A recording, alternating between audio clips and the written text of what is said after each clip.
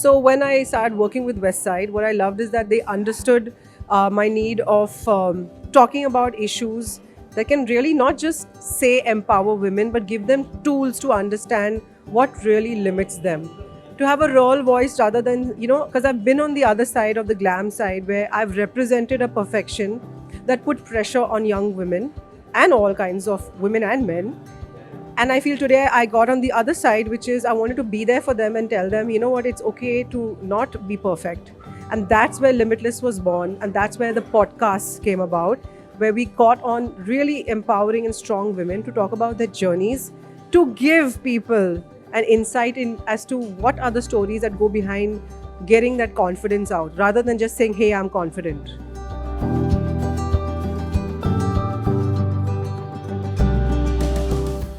So I don't think it's just celebrities. I think it's housewives. I think that it's people in the corporate world. Anywhere you go, there is a certain representation in society which has been passed down by generations. But first of all, women are not supposed to age.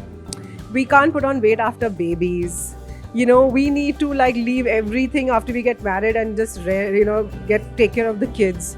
I think that whole thing needs to change. All those pressures, talking about equal parenting, talking about women's mental health, which is really a lot to do with pressures of aging or looking a certain way. I mean, we don't do that to our guys, do we? Which is what I always say. So this is the reason why I touch upon these topics, because it's time that we start doing it.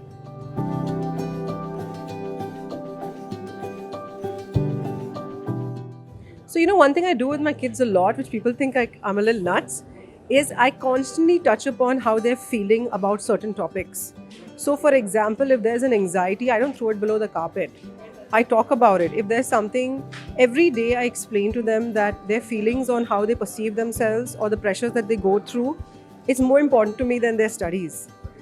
Because I do believe that if you are happy and you really feel a neutral sense of not elation by the wrong things, like for example with kids and video games and stuff, I'm not saying that they shouldn't or should do it, but I always try to keep a neutral balance wherein I want them to know that there's a lot more than that, than what people think of them, that the points, winning, they need to get in there and really love themselves first. And I wish somebody did that for me when I was a kid.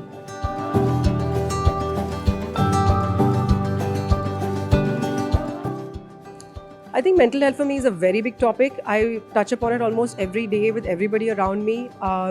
Every day I feel I'm a work in progress. I do not at all on social media say I'm confident every day without reason.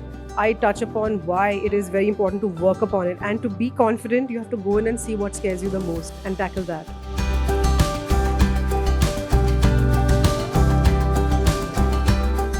So why I love Westside is because they actually are listening to their customers and the customers' voices. So for example, the women who come and shop at Westside need to hear the fact that life is not perfect and there are clothes for every size. These are inclusivity, talking about body image. Brands need to touch upon this, and that's what they're doing. They are being inclusive, and that was my voice and that's Westside's voice, and that's why today I'm so happy with this collaboration, because it's something that I really feel was necessary.